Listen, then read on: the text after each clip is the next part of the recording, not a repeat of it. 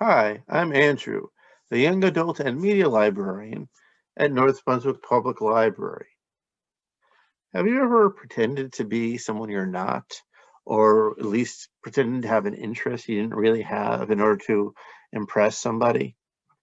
You can tell me, it's okay. I won't judge you. I won't tell anyone. And since I'm actually a video right now, I can't actually hear what you're saying. But I think it's pretty, if you have, I think it's pretty common. I think that people very often say, "Oh, I love that thing you're interested in," even if they actually are not. And of course, this brings up a possible problem, right? What if somebody thinks you're not who you are, but who you pretend to be? How long can you keep up the masquerade? Well, that's what happens to Sunny Dae, the narrator and protagonist of Super Fake Love Song by David Yoon. David Yoon also wrote one of my favorite YA books of 2019, Frankly in Love, and Super Fake Love Song is one of my favorite books of 2020. It's a book that it follows a lot of the conventions of romantic comedy, but there are fun curveballs along the way. And I think that with Sunny as the narrator, has a really entertaining and compelling voice. He doesn't quite sound like anyone that I've ever read before. He's somebody who considers himself a nerd and a cynic, and he doesn't necessarily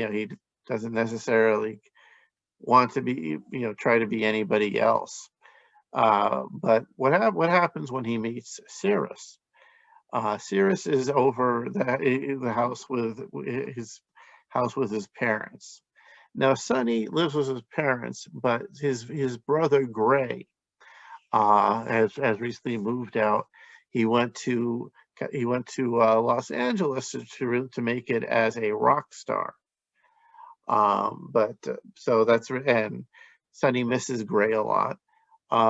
You may notice there are puns in the characters' names: Sunny, Gray, Gray Day, and the girl's name is Cirrus, which is another pun of sorts. So anyhow, but so Gray was very was a lot and Sunny were very close growing up, but Gray really went his own way as someone trying to be a rock star and not taking the interest in things like role-playing games and technology and applying to role-playing games and hobbies that people might consider geeky that Sunny has embraced. So that's really where we are at this point in the book. Sirius is over the house with her parents, and Sunny is expected as her fellow teenager and future classmate at school to entertain her. So here's a quick excerpt. Gray's day was always open because that's how Gray liked things. The door to my room was always shut because that's how I like things. My door was blank and unadorned. My door could have led to anything: a linen closet, a brick wall, an alternate universe. You only get one chance to make a first impression, Mom liked to say. It was characteristically shallow advice, but there was a truth to it that I only now realized. I followed Cirrus, heading left into Gray's room instead of right into mine. Cirrus had already made herself at home in Gray's salvaged steel swivel chair. She drummed her fingers on her thighs, as if eager to be introduced to the room's history. I started to say something, then stopped. I started to say something else, then stopped. I started to. Cirrus eyed me with growing concern. So are you? She said. These are guitars, I said suddenly. I craned my neck back to look at them. I stretched, sniffed, did all the things amateurs do when gearing up for a big lie. They're my guitars. Cirrus brightened. Wait, are you in a band? I said with a full body spasm. It's just a little band, but yes, I am. Cirrus looked at the guitars again as if they had changed. Very cool. I heard none of this because my lie was still busy pinging around the inside of my big empty head like a stray shot. Shocking how easily the lie had slipped out. You're more than cool, continued Cirrus. You're brave. Most people barely have hobbies if they're bothered to try anything at all. Most people let the dream starve and die in the kill basement of their soul and only visit the rotting corpse when they themselves are finally on death's door, wondering, what was I so afraid of this whole time? Jesus, you're cynical, I whispered. Cirrus spotted something behind my guitars, Gray's guitars, the torn mortal's flyer. Is that you? I cleared my throat, which was already clear. That's my old band, I said. We split up. I'm working on a new thing. Cool, cool, said Cirrus, nodding blankly. Then she flashed me a look. Not just any look. The look.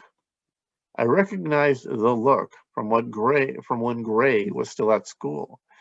The look was a particular type of glance Gray got often, a combination of burning curiosity, barely masked by bogus nonchalance. Everyone badly wanted to know Gray. Everyone pretended they didn't. The look was the expression people gave to someone doing something well and with passion. It was an instinctive attraction to creativity, the highest form of human endeavor, expressed by emitting little hearts out of our eyes. It was falling a little bit in love with people who were fashioning something new with their hands and their imaginations. I have always wondered what it would feel like to get the look, and now I realize I had just found out. The look was pure, deadly, sweet terror, and it felt incredible. I instantly wanted another. So that's a short excerpt, and after this point, of course, he has to continue the lie in order to impress this cool, confident girl, Cirrus. So he drags his friends in with different amounts of enthusiasm to actually keep up the facade that he's in a rock band. Now, of course, there's only so long you can keep up a lie, and you are wondering what will happen. Well, is he really going to be able to keep this up, or is Cirrus going to find out? And if she is going to find out, how is it going to happen, and what is going to happen as a result? Another interesting thing is that Sunny and his friends, as I mentioned, they love role playing. They actually have create some activities related to role playing that could be fun to do and create if you wanted to read the book and see some fun ideas for that. So if this seems like something that you'd be interested in, and it is a book I recommend, it's a lot of fun, but with some deep thoughts, you can place a hold on for contactless pickup. You can call us during our open hours, or you could go to our website, northbrunswicklibrary.org, and put a hold on it that way.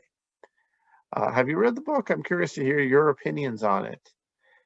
If there's any other books that you'd like me to take a look at or order for the library, please let me know. I'm always interested in hearing that. Happy reading.